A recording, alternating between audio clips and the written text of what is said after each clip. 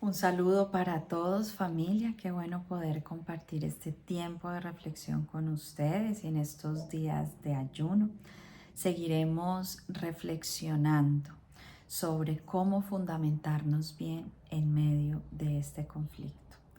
Tenemos que darles herramientas a ustedes. Es nuestro compromiso con Dios como padres de dos hijas y por supuesto como líderes de ustedes en el Ministerio de Texas, en el Ministerio de la Hacienda.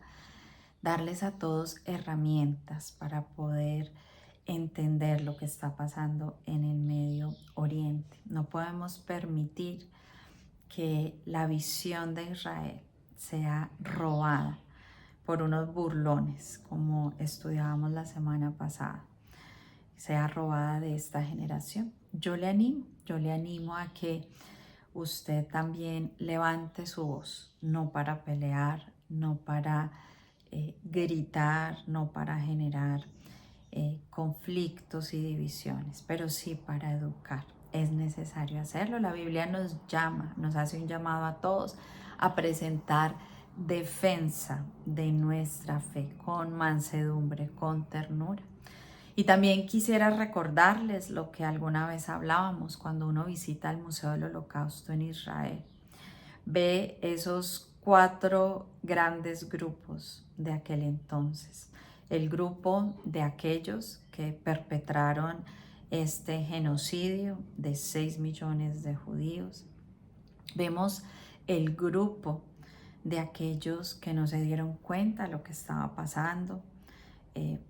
Pues no habían las redes como existen hoy en día, ni el desarrollo de las comunicaciones, pero indudablemente pues un grupo de personas que estaba también concentrado en lo suyo y poco le importaba lo que sucedía a su alrededor. Como hoy también hay personas a las que uno le pregunta, bueno, ¿y qué piensas de lo que está sucediendo en el Medio Oriente? Y no tienen ni la más remota idea de lo que está sucediendo. Están tan desconectados de su entorno social que pues no saben y poco les interesa. Está el otro grupo de los que sí se enteraron, pero guardaron silencio, que lastimosamente son la gran mayoría como hoy, aquellos que guardan silencio para evitar un conflicto, para de pronto evitar una crisis y bueno, vivimos en la generación de decir lo que políticamente es correcto y no generar inconvenientes. Pero esa no es la cultura de los hijos de Dios. Nosotros somos llamados a ser luz del mundo y sal de la tierra. Y sí, eso a veces va a generar crisis, indudablemente, pero una crisis necesaria para salir de la ignorancia y poder conocer la verdad que está consignada en las escrituras. Y, por supuesto, el cuarto grupo al que fuimos llamados nosotros, aquellos que levantaron su voz para educar, pero también para arriesgar su vida, para salvar a muchos judíos en aquel entonces. Bueno, yo no le estoy pidiendo que arriesgue su vida, pero sí le estoy pidiendo que no guarde silencio, que no deje que en su familia, que a su alrededor se pierda la visión de Israel. En Colombia, nuestro presidente ha roto relaciones con Israel, les recuerdo. En Estados Unidos tenemos un presidente que pues es aguas tibias con Israel, a veces sí, a veces no, por supuesto, estamos en periodo de elecciones, no quiere perder votos ni de un lado ni del otro. Tenemos rectores de universidades que no le ven problema a que en sus campus se esté gritando genocidio para los judíos. Ya hemos venido hablando de esto, estamos en una generación donde este tema hay que hablarlo. No podemos permitir que se levante una generación antisemita. Bueno, quiero hacer un breve recuento así a vuelo de pájaro de lo que hemos venido hablando o de lo que yo personalmente les he venido hablando. La vida, decíamos, es una guerra, dice la Biblia, donde hay dos bandos, el bien y el mal. la Biblia nos dice que solo hay dos bandos, no hay aguas tibias. Ese no es el lugar de nosotros. Y por eso es importante que usted se fundamente bien y no esté de pronto por estar mal fundamentado, estando en el bando de los malos, de aquellos que van en contra de Dios. No quiere usted, ni usted ni su familia, por supuesto, ubicarse en ese lado.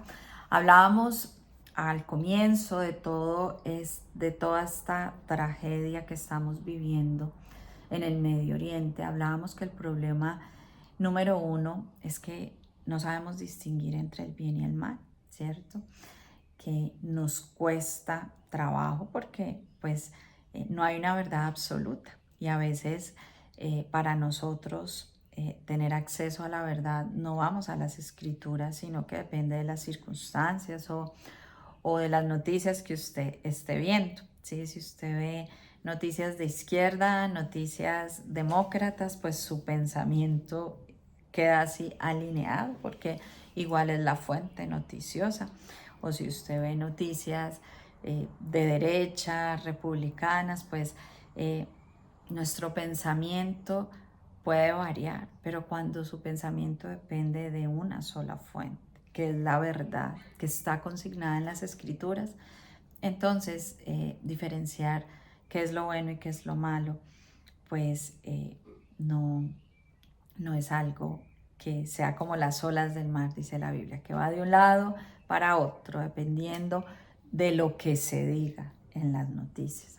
El problema número 2 analizábamos, y es que no sabemos distinguir nuestros enemigos, ¿sí? Jamás comete el error el grupo terrorista de llamar a sus enemigos los judíos, pero no. La Biblia nos dice que nuestros enemigos son el mundo, la cultura que va en contra del Señor, de los principios que están en la palabra de Dios, que son nuestro propio yo, nuestra propia carne, esos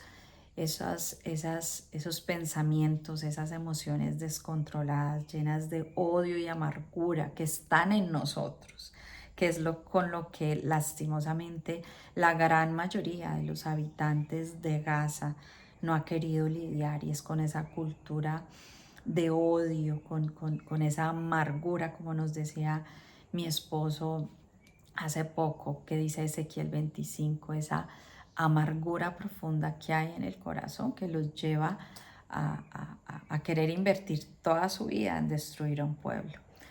Y pues por supuesto el enemigo. Decíamos cómo la Biblia también nos habla del enemigo, de ese mundo del mal que solo quiere matar y destruir. Esos son los verdaderos enemigos. Los enemigos no son los judíos, no nos podemos equivocar. Hablábamos también brevemente en Judas 18 de que este grupo terrorista de Hamás se ha levantado como ese grupo de burlones que tienen dividido al mundo, entre los que apoyan a los judíos y los que apoyan al grupo terrorista de Hamás. Esto no es nuevo, esto está en las escrituras, Judas 18 nos lo dice claramente. Es importante entonces que a la luz de esta división, que llamábamos mejor la división entre sabios y necios, pues nosotros decidamos comprender bien, porque también estudiábamos por allá en Proverbios 18:2 que los necios son aquellos que solo quieren expresar su opinión. Y hoy vemos a mucha gente queriendo expresar su opinión con base en lo que medio sabe, en lo que medio ha escuchado, y como les decía a muchos estudiantes que están destruyendo las universidades en los Estados Unidos, ondeando las banderas de Hamas, ni siquiera saben ubicar a Gaza y a Israel en el mapa. Nosotros tenemos que ser de las personas sabias que deciden comprender este conflicto. Y bueno, les hacía la invitación a que estudiáramos quién es Hamás, quién es Israel, quiénes son los palestinos, quiénes son los judíos, para poder fundamentarnos bien en medio de este conflicto. Hace 8 días hablábamos de quién es Jamás hablábamos de su carta fundacional, de que es un grupo abiertamente genocida, que fue creado, como dice su carta fundacional, les repito, para destruir a los judíos, para acabar con Israel. Ahora, ¿quién es Israel? ¿Quién es Israel? Es la pregunta. Esta respuesta va a tomar un poco de tiempo.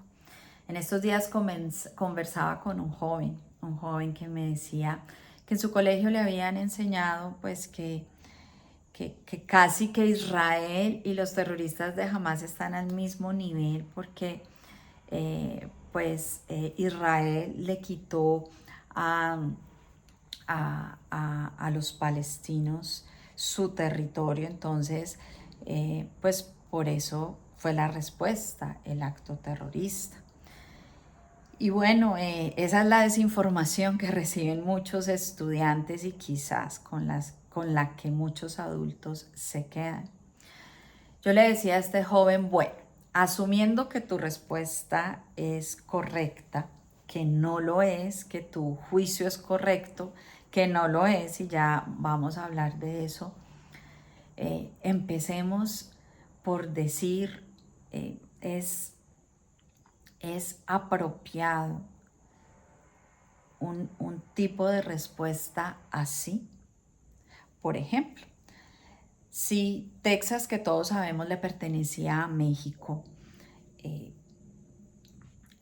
dicen un día los mexicanos, y pues México perdió a Texas en una batalla, ¿cierto? Y ahora hace parte de uno de los estados de los Estados Unidos, si es territorio americano. Entonces un día México dice, ah, no, ese territorio era mío, entonces yo me voy a ir a violar las mujeres, a matar los niños, a descabezarlos, a quemarlos, porque ese territorio me pertenecía.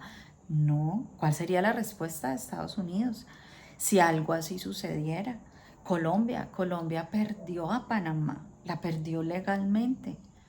Y entonces nosotros por eso tenemos derecho los colombianos de decir, entonces ahora nos vamos a meter a Panamá y vamos a violar las mujeres y vamos a matar los niños y vamos a matar los hijos delante de sus padres y vamos a traernos rehenes, porque es que ese territorio era nuestro.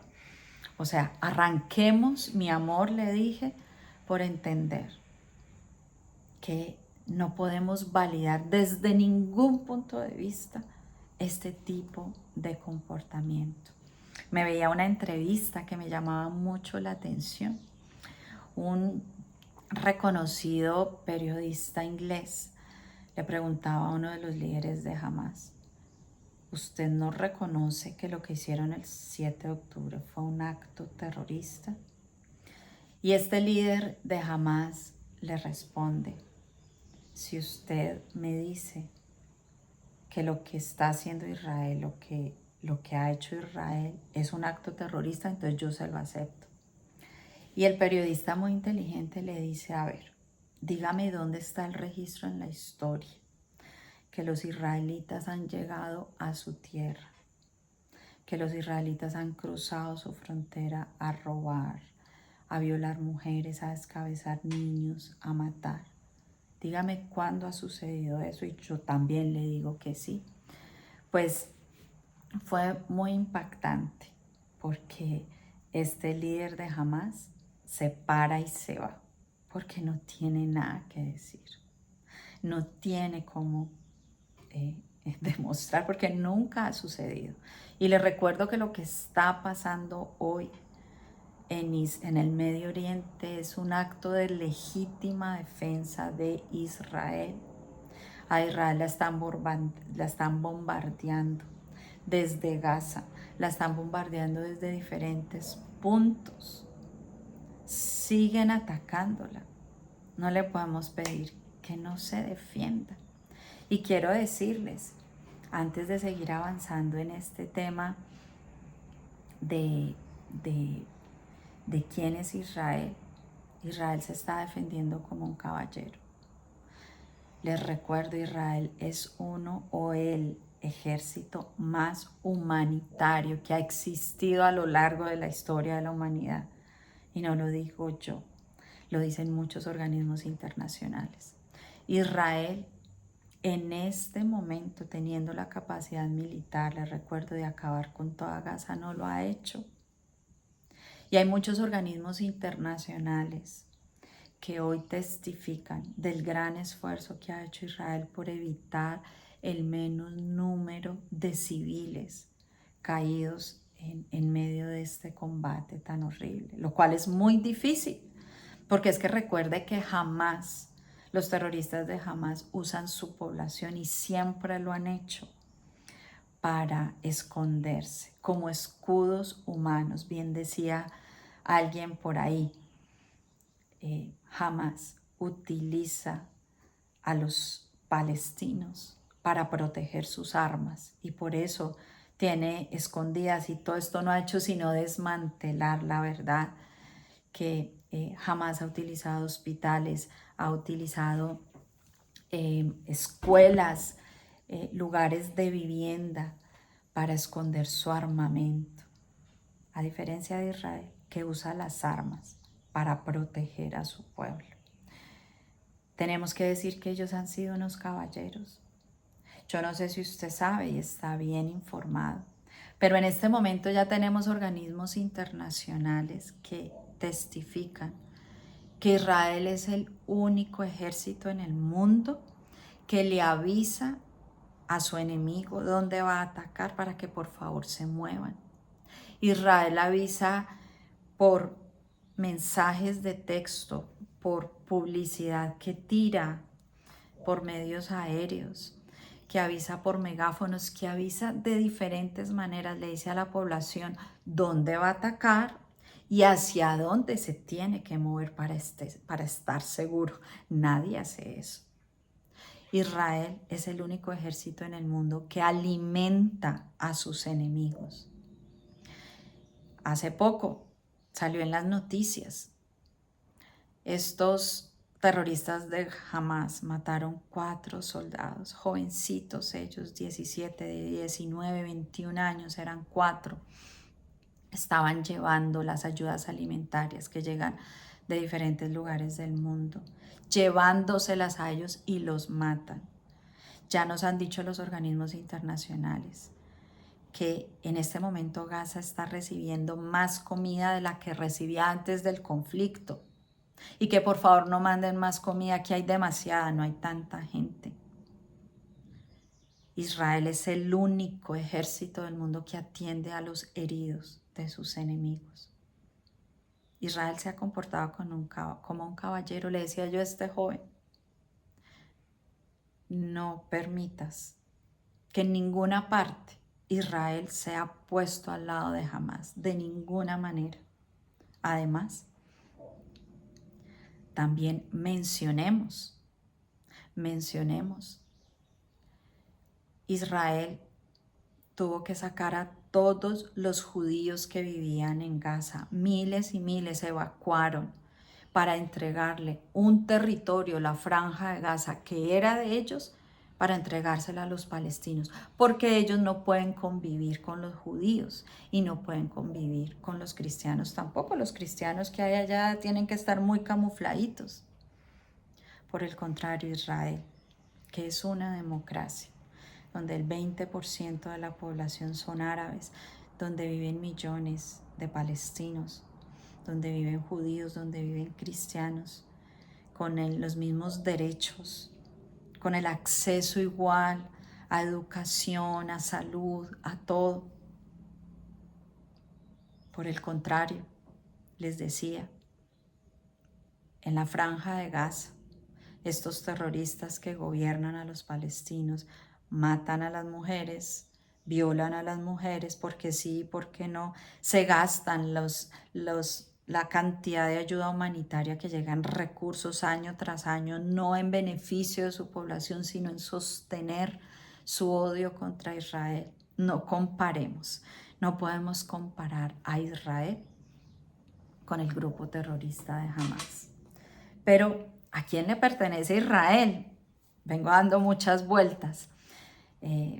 pero indudablemente creo que es necesario. Creo que lo que me dijo este joven refleja las preguntas que muchas personas tienen hoy y no temamos hacerlas. No temamos ser encontrados como ignorantes frente a un tema. El problema no es la ignorancia. El problema es que nos queramos quedar como ignorantes, dice la Biblia, y que no nos demos la oportunidad de comprender y de fundamentarnos bien. ¿A quién le pertenece esta tierra? Bueno, le decía yo a este muchacho, esta respuesta te la puedo dar de diversas maneras y vamos a tomarnos el tiempo para hacerlo. La arqueología nos puede decir a ciencia cierta quiénes estuvieron primero ahí. No hay pérdida, la arqueología. Segundo, la historia. Y como le decía a mi hija a su profesor, una vez un profesor estaba teniendo un tono medio burlesco con la Biblia. Y mi hija muy linda se levanta y le dice, tú puedes no creer en la Biblia como un libro inspirado por Dios. Es tu fe, es tu decisión, respetable. Pero tú sí deberías creer en la Biblia como un libro histórico, ¿sí? Que es respetado por muchos historiadores que no son cristianos y que no son judíos, porque la arqueología ha dado evidencia de lo confiable que es el texto bíblico como libro histórico. No han podido encontrar a través de la arqueología cómo negar que sus relatos son ciertos y absolutamente confiables. Pero también, por supuesto, hay otros textos, además de la Biblia, donde podemos verificar la historia y textos de la historia moderna, donde podemos también verificar a quién le pertenece la tierra de Israel. Pero también, por supuesto, la lógica y el sentido común. Indudablemente, de eso también quisiera hablar. Pero quizás la razón más importante de todas, la razón espiritual. ¿A quién le pertenece Israel?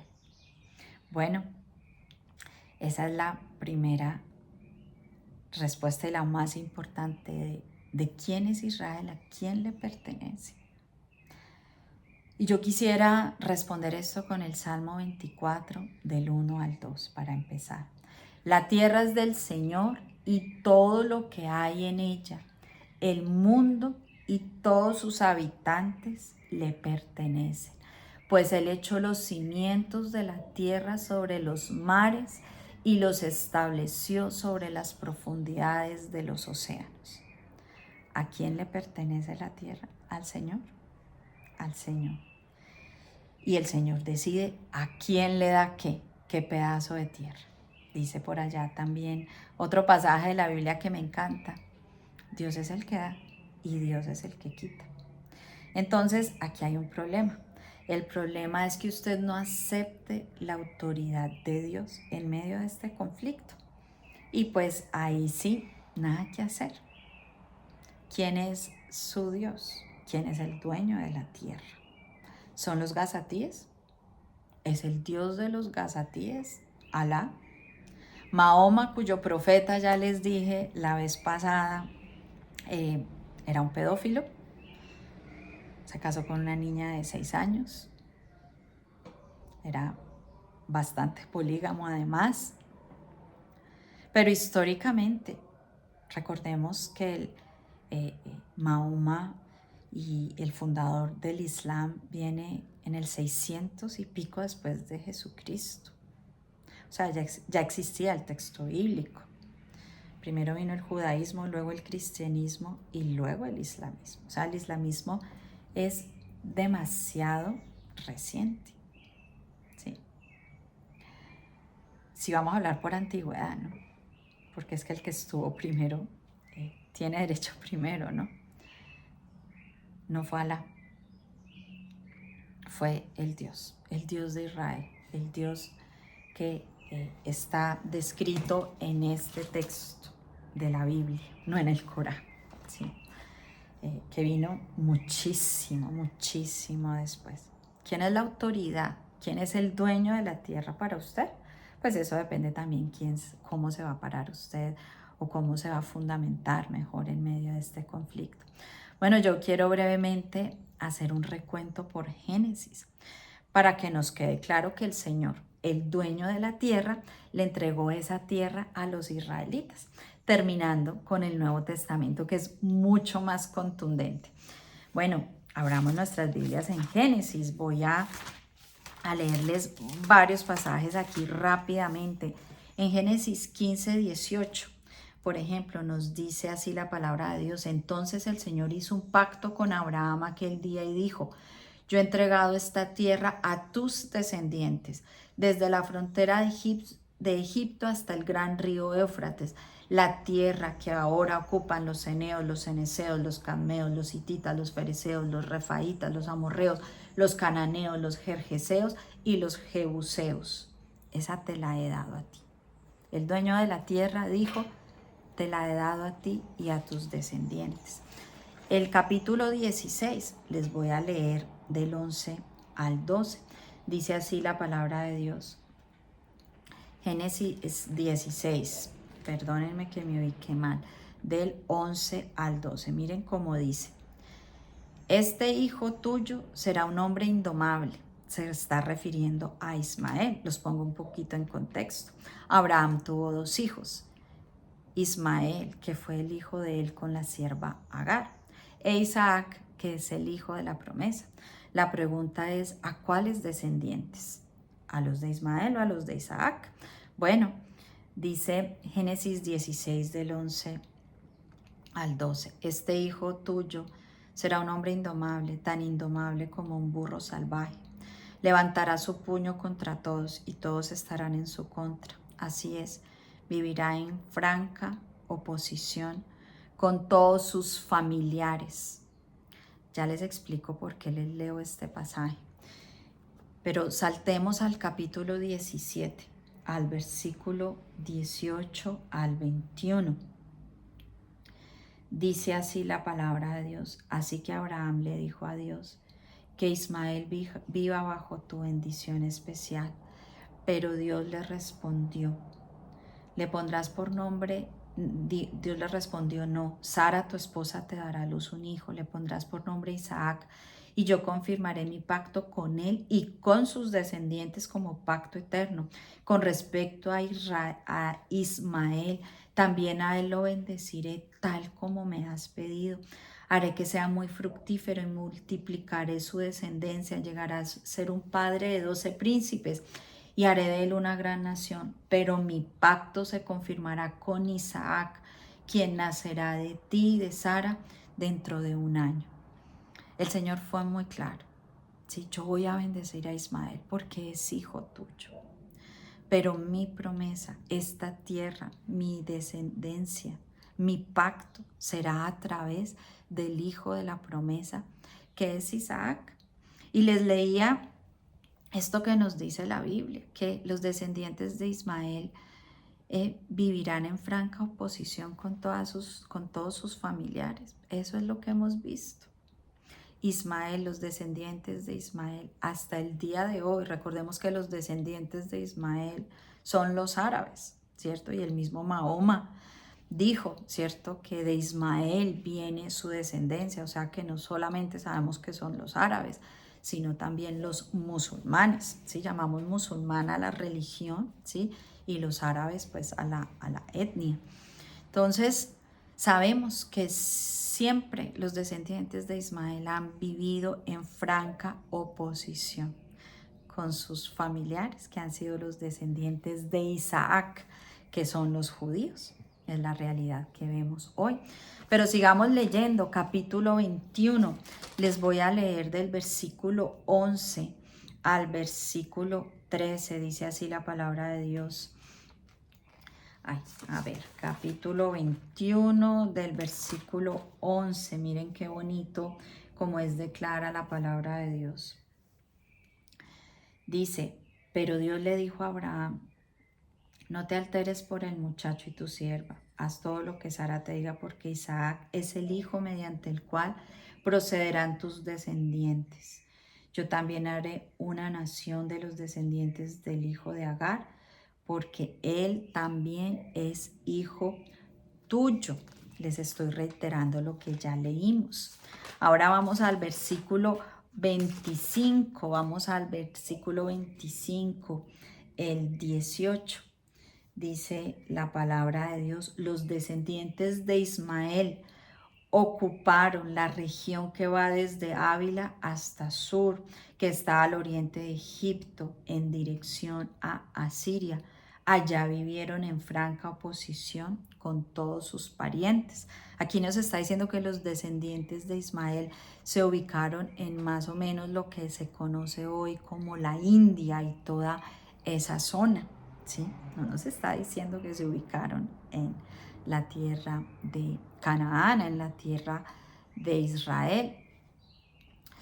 Y así podemos seguir. Por ejemplo, ya nos queda claro que en la Biblia el Señor puso las coordenadas, la tierra que le entregaría a Abraham y a su descendencia a través de Isaac, ¿sí?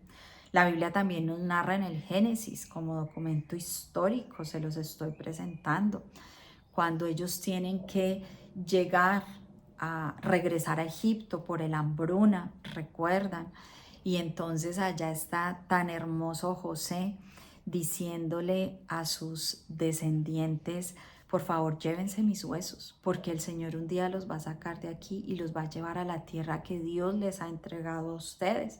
Y eso es lo que hace Moisés. Y es lo que finalmente hace Josué: entra a la tierra prometida, los huesos de Josué.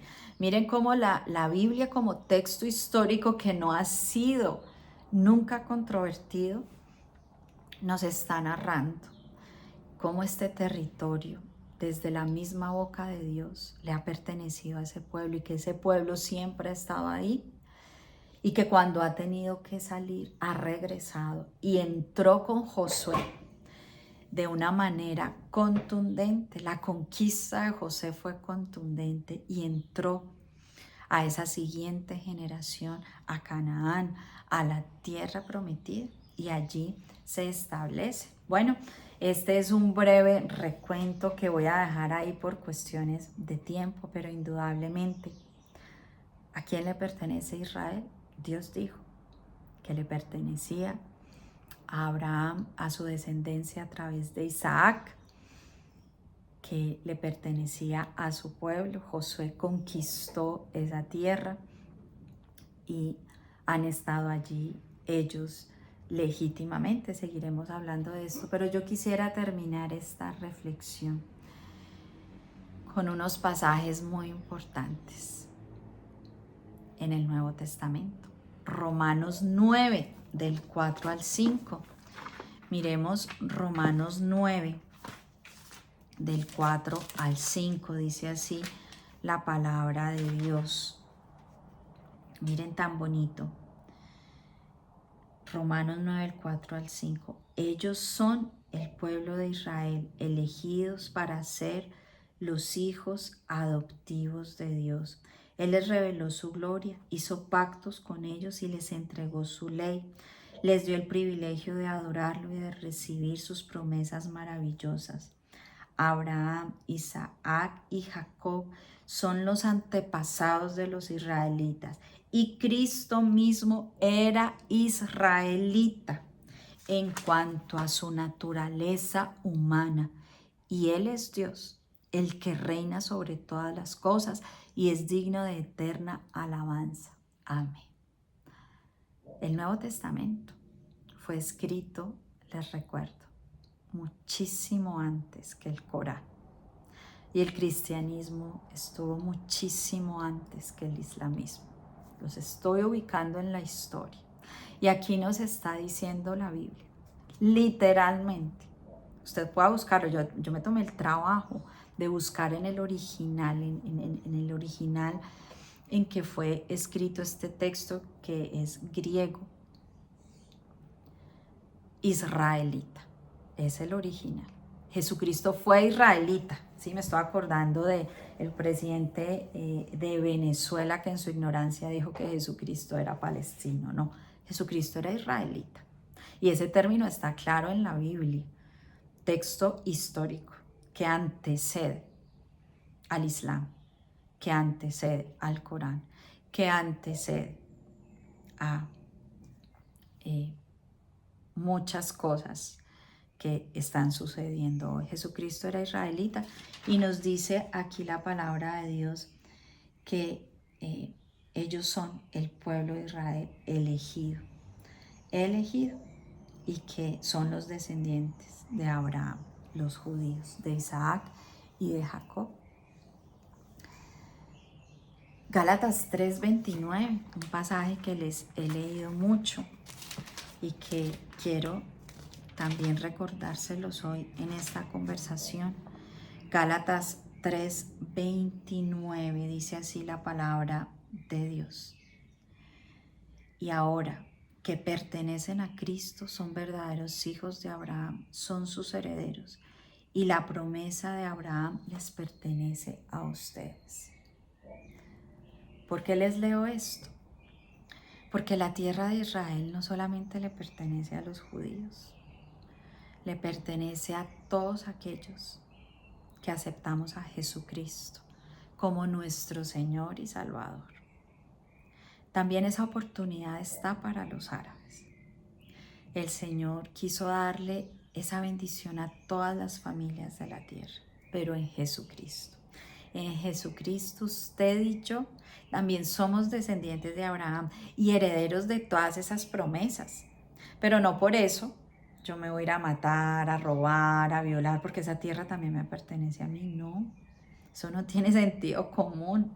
Eso no es ético, no es moral desde ningún punto de vista, cualquiera que sea su creencia o su religión.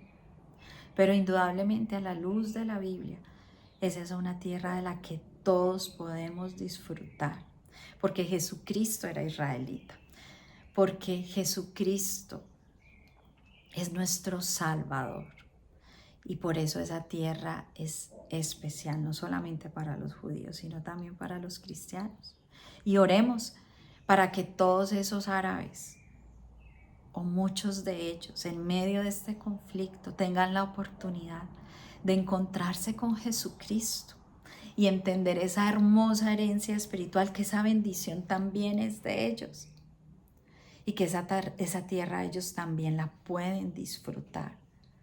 No solamente desde el punto de vista legal, porque muchos palestinos han hecho vida en Israel y muchos de ellos han dado testimonio hoy que ni riesgos vuelven a la Franja de Gaza, que ahí han hecho una vida maravillosa.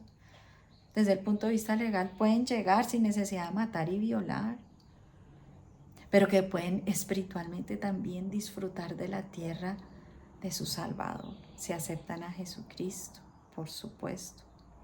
Esa es la tierra que Dios le ha dado a la humanidad para cuidar, proteger, disfrutar, y como la misma Biblia la llama, la ciudad del gran rey, el lugar, a Jerusalén, la ciudad del gran rey, como la Biblia la llama, el lugar donde Dios ha decidido llamarlo su hogar en esta tierra. Vamos a orar. Padre, queremos unirnos un día más a esta cadena de oración y ayuno, Señor, a esta cadena de oración por Israel, por el conflicto en el Medio Oriente.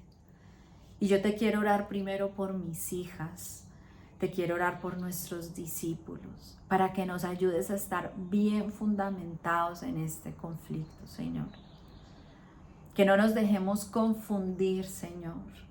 Yo te lo ruego, Espíritu de Dios, tú que moras en cada uno.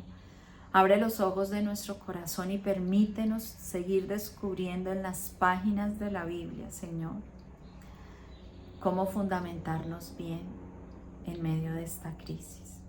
Hoy te rogamos, Señor, por los dirigentes y todos aquellos que están negociando hoy la paz. Ayúdales, Señor, no es fácil. Realmente es imposible negociar con un grupo cuyo fundamento es acabar con la nación de Israel. Es imposible negociar con un grupo que ha dicho por todos los medios de comunicación que cada que tengan oportunidad volverán a repetir el 7 de octubre. Es imposible, Señor. Solo tú puedes meter tu mano para que esto tenga una solución pronta, para que hayan menos víctimas, Padre mío. Mete tu mano, dale sabiduría, para que una vez más, Señor, el mundo conozca que aunque lastimosamente Israel ha quedado solo, muy solo peleando esta batalla, tiene lo único que necesita, Señor. Y sabemos que una vez más saldrán victoriosos. Y es el Dios de Israel. Yo te ruego, Señor, que sea tu consuelo sobre esos rehenes, sobre esos secuestrados mejor, que tienen en las tierras de Gaza, Señor. Esos niños, esas mujeres, esos adultos mayores, consuélalos, guárdalos, protégelos, Señor, del mal. Consuela a sus familiares, Padre mío, te lo ruego. Hoy te seguimos rogando por la paz de Israel y que nos permitas pronto subir y como Nehemías ayudar a reconstruirla, Señor, con nuestras oraciones, con nuestra presencia, con nuestro amor por la tierra, que también es nuestra en Jesucristo. Te alabamos y te bendecimos, Señor, en el nombre de Jesús. Amén. Bueno, familia, hoy me demoré un poco más, pero creo que es importante hacerlo. Dios los bendiga. Un abrazo.